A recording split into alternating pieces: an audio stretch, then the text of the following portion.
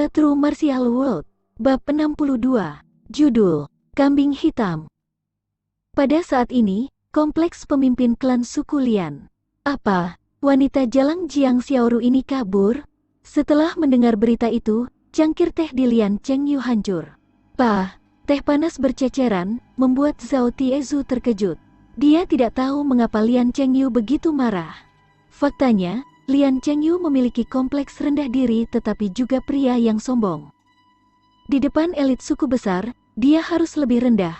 Tetapi di depan orang-orang miskin dari klan suku Lian, dia tidak akan membiarkan apapun yang merugikan harga dirinya. Misalnya Jiang Xiaoru, meskipun Lian Chengyu menginginkan Jiang Xiaoru, dia tidak pernah mengungkapkan keinginan seperti itu di depan bawahannya. Itu seperti seorang kaisar yang menyukai gadis istana kecil. Dia hanya akan berkunjung, tapi tidak pernah mengejar. Bagaimana orang biasa yang murahan layak untuk dikejar? Itulah alasan mengapa Zhao Tiezu tidak tahu tentang skema Lian Chengyu pada Jiang Xiaoru. Bahkan sekarang, dia masih bingung, mengapa Lian Chengyu sangat marah dengan Jiang Xiaoru yang melarikan diri? Pergilah. Lian Chengyu melambaikan tangannya. Ekspresinya suram. Aku tidak berharap wanita jalang itu keras kepala, rela mati daripada dirasuki olehku. Salah satu alasan mengapa Lian Chengyu sangat marah adalah karena dia mendambakan temperamen dan penampilan Jiang Xiaoru yang luar biasa. Alasan kedua adalah alasan utama. Lian Chengyu, yang tinggal di klan suku Lian yang miskin sumber daya, selalu bisa mendapatkan apapun yang dia inginkan. Tapi dia harus membungkuk hanya untuk mendapatkan sumber daya yang dibuang dari klan suku besar. Ini terakumulasi sampai dia memiliki keinginan yang ekstrim di dalam hatinya.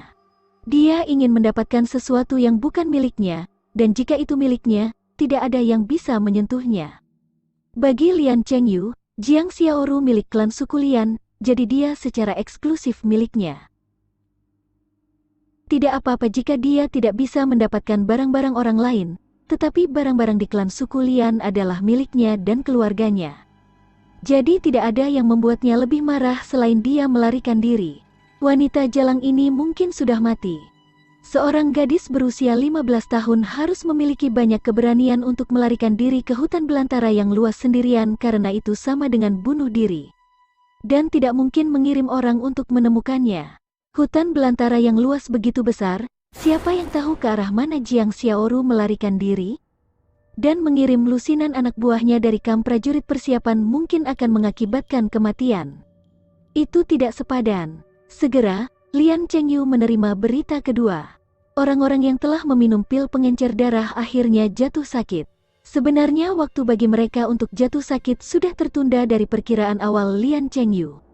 Mereka semua sangat lemah dan setiap batuk mengeluarkan darah. Orang-orang yang sakit ini semuanya adalah pilar keluarga mereka.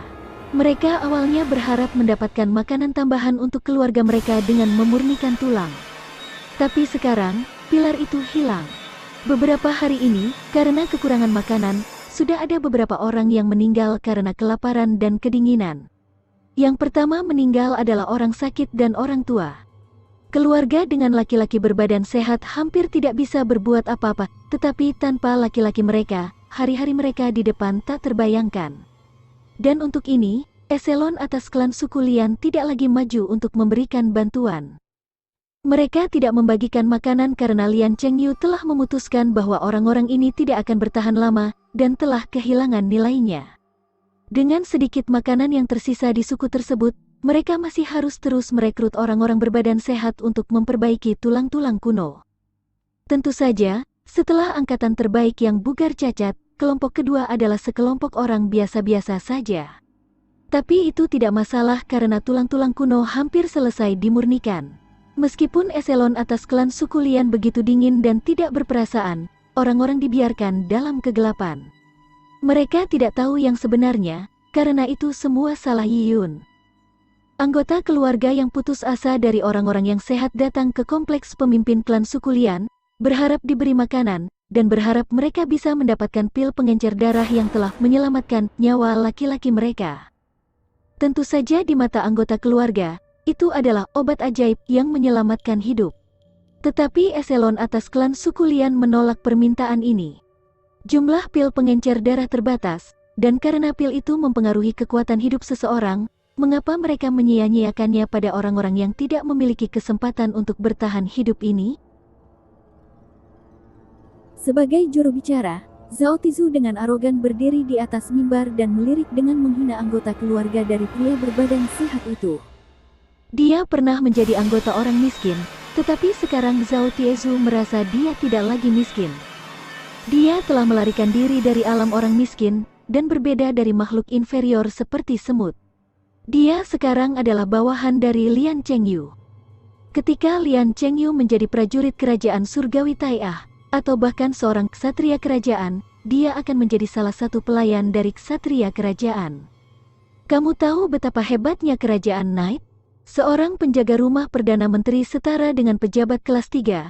Ketika itu terjadi, Zhao Tizu akan dapat memiliki banyak istri dan menjadi sukses. Bagaimana dia bisa bergaul dengan orang-orang malang ini? Untuk apa kau membuat keributan? Untuk apa kamu membuat keributan? Sekelompok orang udik masih menginginkan obat ajaib untuk menyelamatkan nyawa.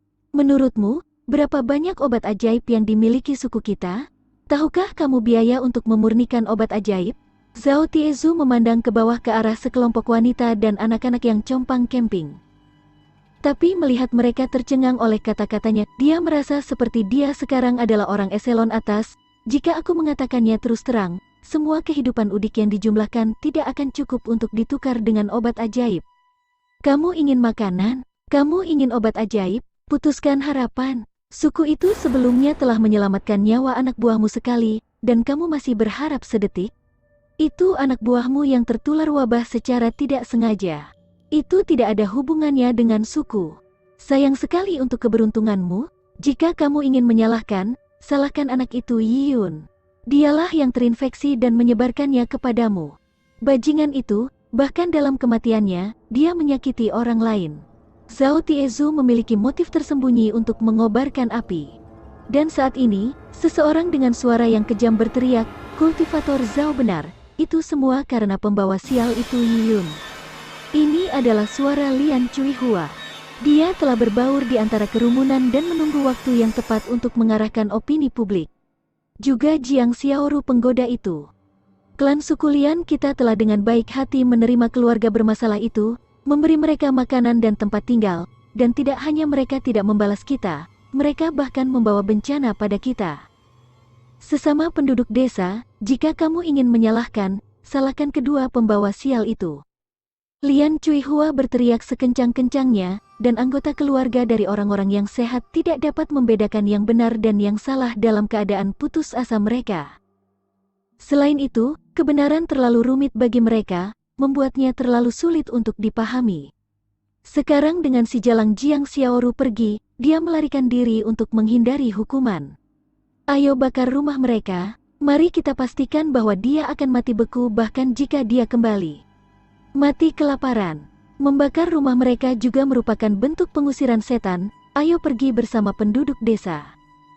Lian Cuihua melepas jubahnya yang compang camping dan melompat ke atas panggung hanya dengan atasan dan mulai melambaikan mantelnya, seolah-olah itu adalah bendera kecil. Orang-orang cenderung berperilaku massa, sehingga mudah dipimpin. Selain itu, di dalam hati mereka, itu benar-benar Yiyun yang telah menyebabkan orang-orang yang tidak sehat runtuh, menyebabkan mereka mengalami masa-masa sulit di depan. Mereka kemungkinan besar akan kelaparan atau mati kedinginan. Di bawah dorongan Lian Cuihua, orang-orang kembali mengepung rumah Jiang Xiaoru. Orang-orang ini entah benar-benar marah, atau hanya mengikuti kawanan. Ada beberapa yang tidak tega melakukannya. Tetapi hasilnya tidak berubah, 10 obor dilemparkan ke arah gubuk bobrok Jiang Xiaoru yang penuh dengan kotoran sapi. Api mencapai langit. Suara bergerak itu seperti teriakan iblis. Saat lidah api membocorkan langit, asap hitam tebal membubung, menutupi langit merah hitam yang indah. Dari kejauhan, Lian Chengyu sedang menonton adegan ini tanpa ekspresi. Membakar rumah Jiang Xiaoru tidak cukup untuk menenangkannya, hanya masalah jika Jiang Xiaoru ditemukan.